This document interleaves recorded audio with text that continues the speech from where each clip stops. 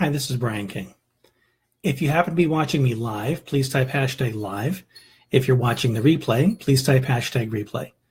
There's a saying, I see it mostly in the business world, that says, you have the same 24 hours in a day as Richard Branson, the head of Virgin organization, or you have the same 24 hours in a day as the president, or as Tony Robbins, or somebody else that is mega successful, and you could be accomplishing the same.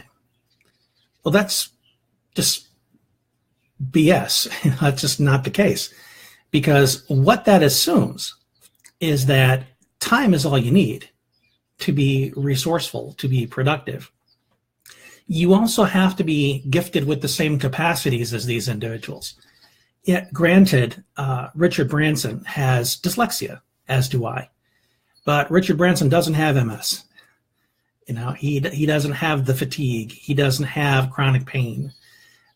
Tony Robbins, he doesn't have the physical maladies that most people do. In fact, some would say that genetically he's in much better shape than most people.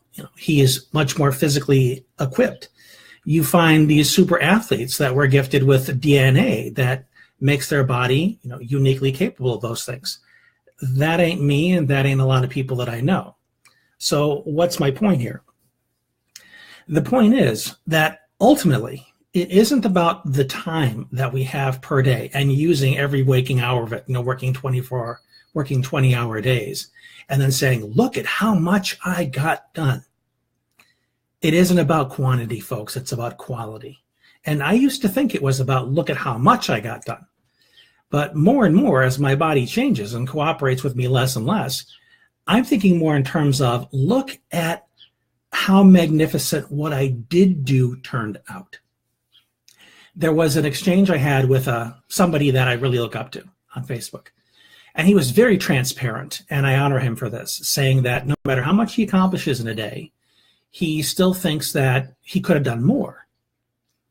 And I responded by asking him, how do you define success? Do you define success as showing up completely in everything you do?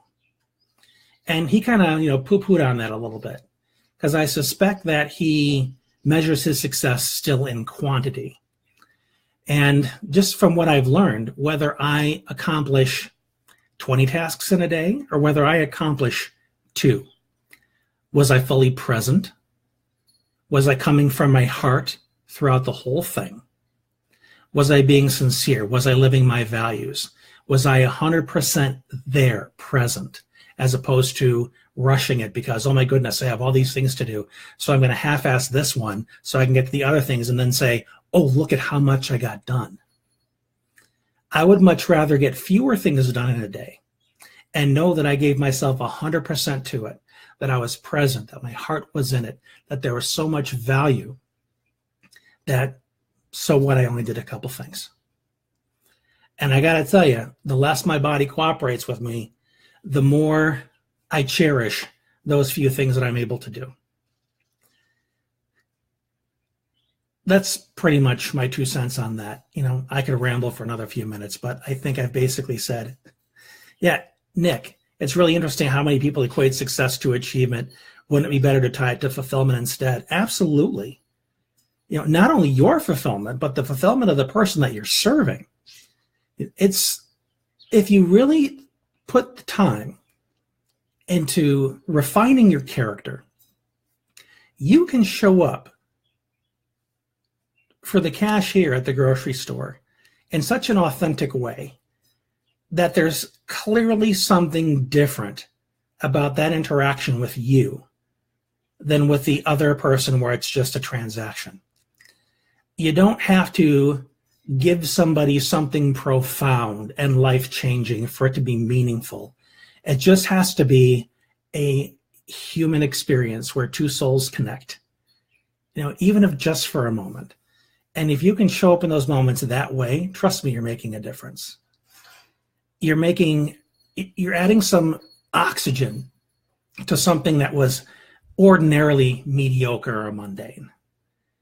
And if that ends up being the entirety of what you do with your day, God be with you. I think that's pretty awesome. because I don't care how many things are checked off at your list at the end of the day. You can still finish that day feeling pretty empty because your heart wasn't in it.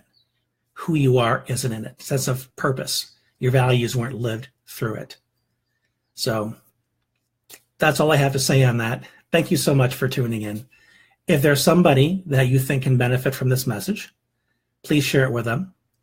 And please remember that if there's anything that I can ever do to help you, specifically find inner peace and be more resilient in the face of adversity, let me know, and we'll talk about how I can help you. Until next time, this has been Brian, and remember, life is good.